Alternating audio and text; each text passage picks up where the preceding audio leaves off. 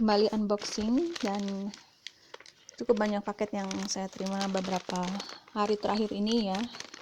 Dan bisa dilihat ini kalau di Jerman ada beberapa amplop yang cuma dikasih begini doang dan gampang sekali dibuka. Cuma orang kantor pos nggak ada yang, orang pos di Jerman tuh nggak ada yang iseng ya buka-buka barang-barang kiriman. Kalau dari Indonesia saya pernah berapa kali barang saya dibongkar sama pos. Jadi ini saya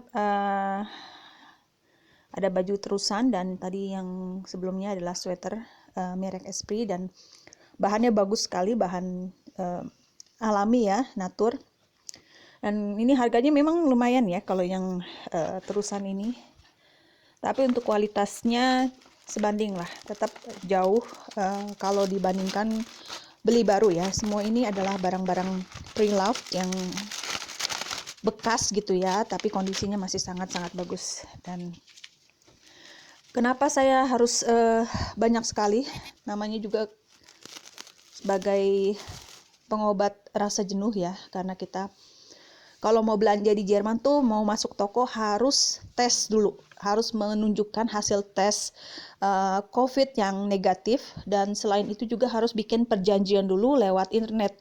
Jadi nggak bisa langsung masuk aja ke toko karena ribet begitu. Jadi benar-benar saya males, udah males banget masuk toko, dan memang saya berusaha nggak belanja baju-baju baru. Jadi saya tetap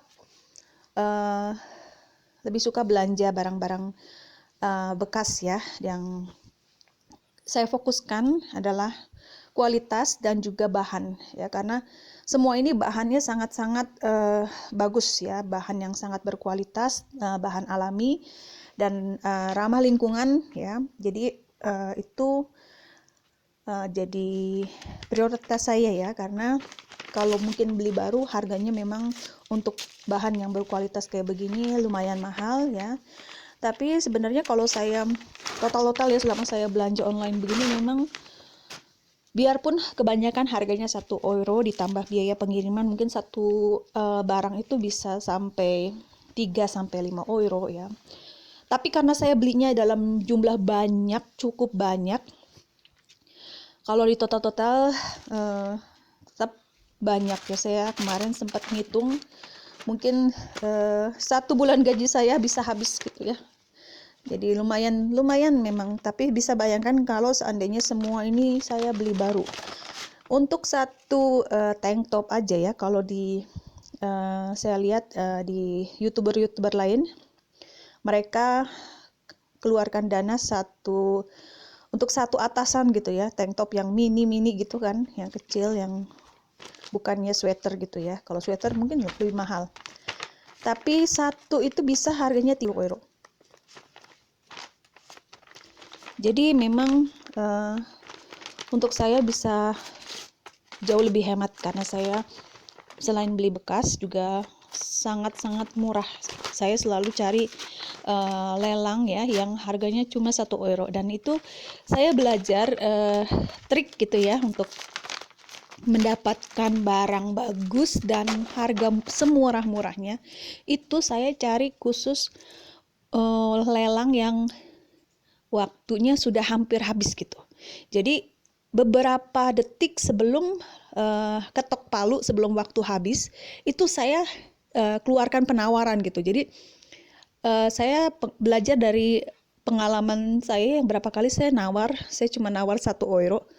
Di detik-detik terakhir tiba-tiba saya kalah gitu, ada yang ngerebut gitu. Oh ternyata triknya begitu. Jadi beberapa kali saya bisa dapat di detik-detik terakhir itu saya kasih penawaran, walaupun cuma beda 50 sen, tapi akhirnya saya yang dapat karena saya mengajukan penawaran tertinggi di detik-detik terakhir. Oke, jadi itu beberapa tips kalau yang mau ikut lelang. Jadi sangat buat saya sangat fun ya, bukan cuma senang dapat baju berkualitas dengan harga murah, tapi juga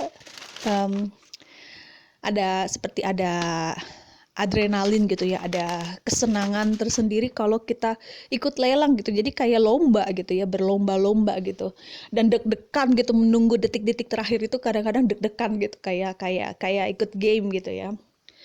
Ini celana ini ternyata kegedean ya, tapi bahannya betul-betul bahan berkualitas. Ini linen ya, linen itu bahan yang sangat mahal ya, paling mahal mungkin dibandingkan bahan-bahan lain.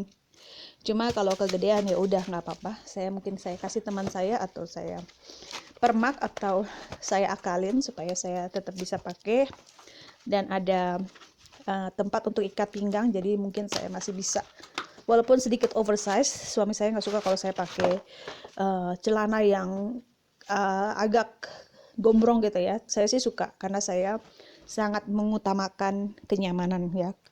Kalau yang ketat buat saya sekarang udah nggak nyaman gitu ya, agak nggak nyaman aja gitu kalau duduk kan, neken ke perut gitu. Pagi perut saya ini sudah dipermak 3 kali, ditambal sulam waktu saya operasi sesar 3 kali dalam waktu 3 tahun.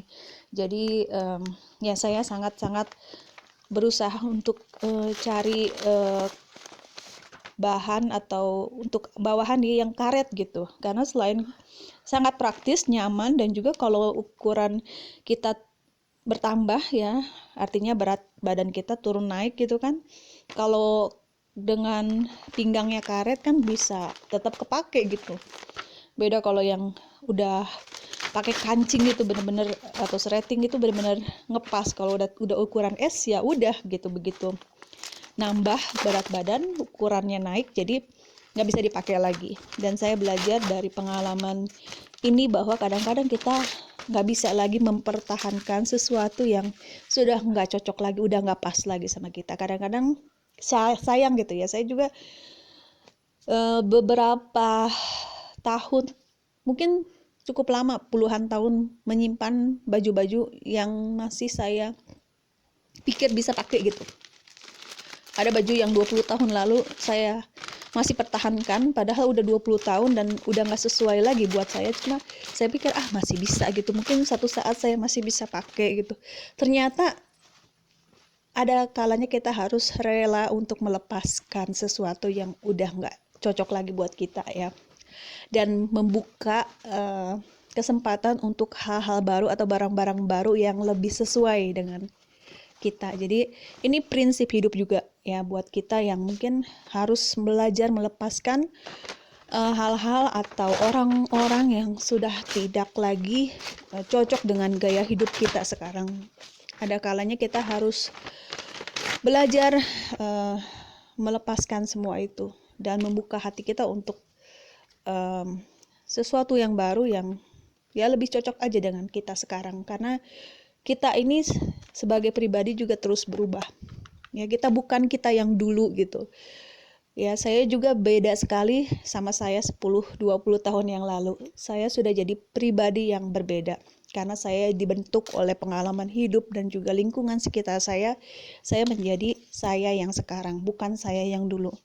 Dan ya, sama seperti baju-baju juga ya.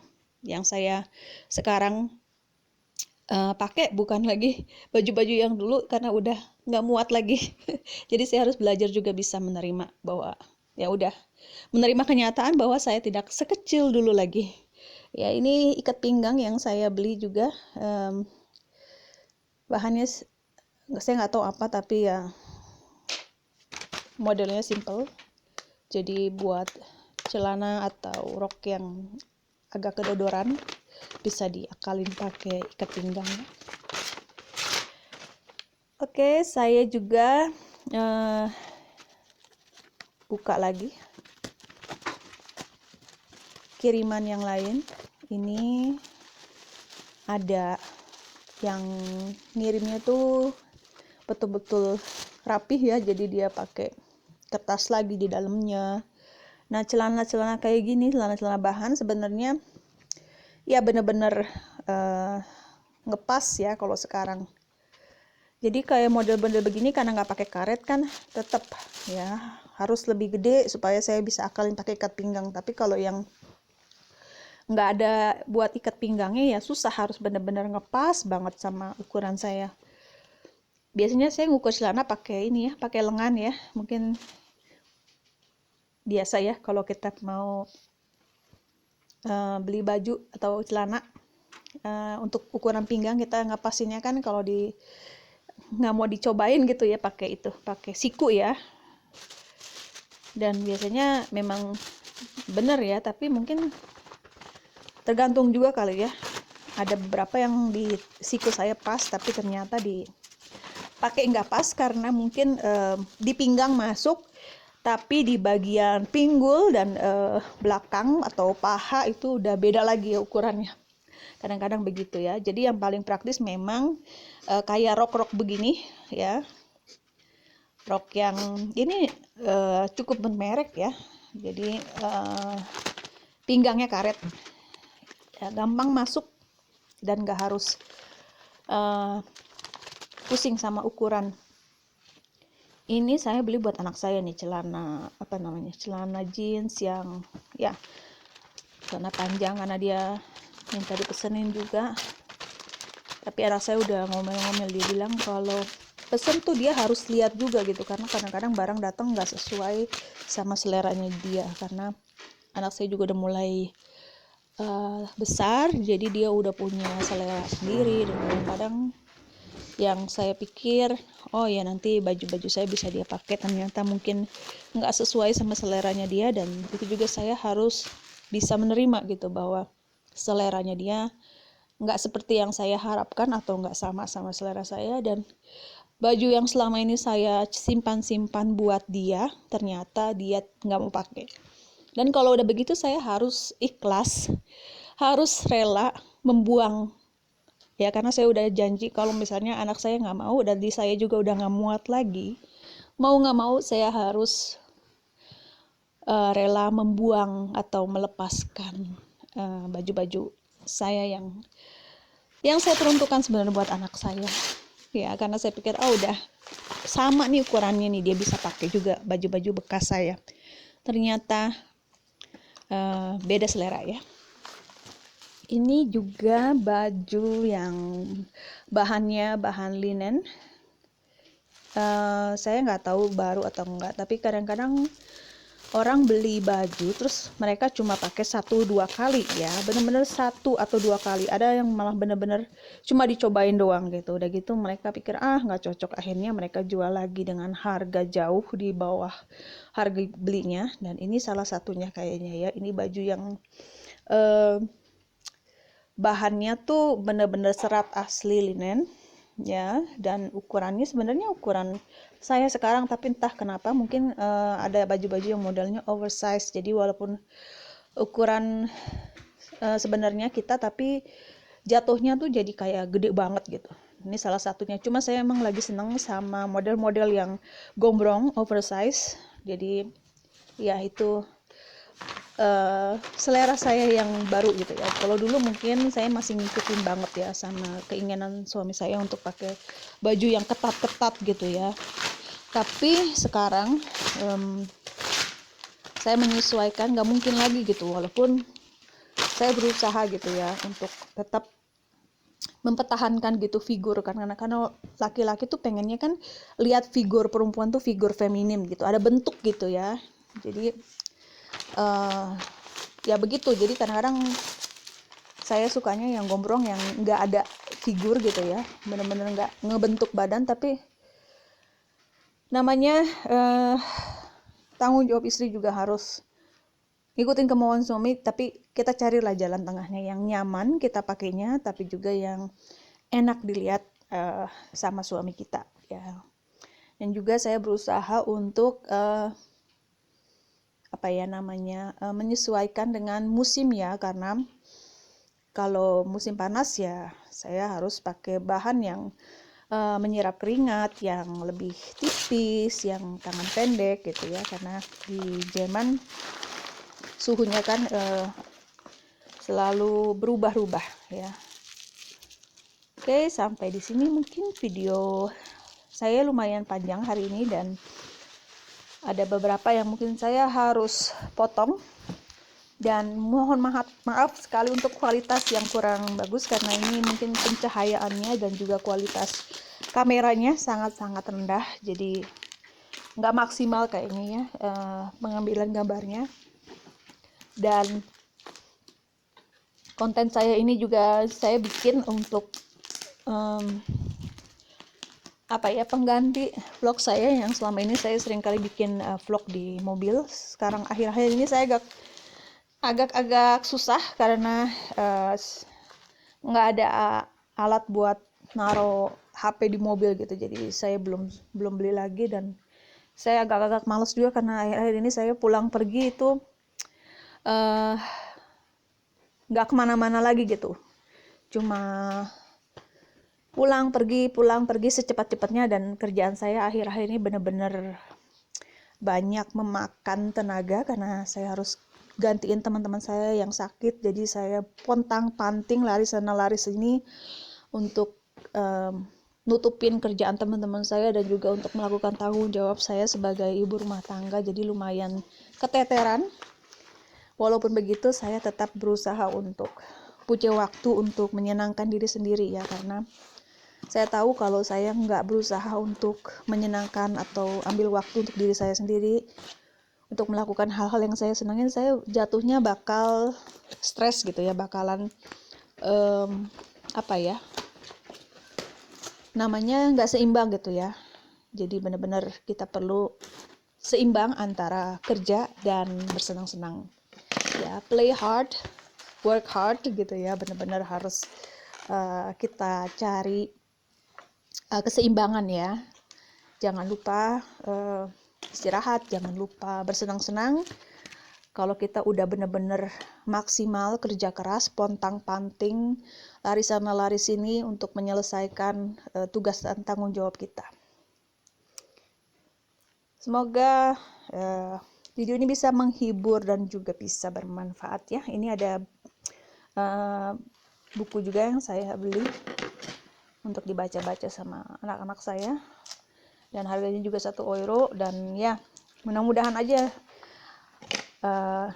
anak saya bisa ini ya baca, karena saya batasi betul anak saya supaya nggak terlalu banyak main game. Dan juga sebentar lagi nih, minggu depan sudah masuk libur 2 minggu, libur sekolah, libur kalau di sini ya Pfingstverian, libur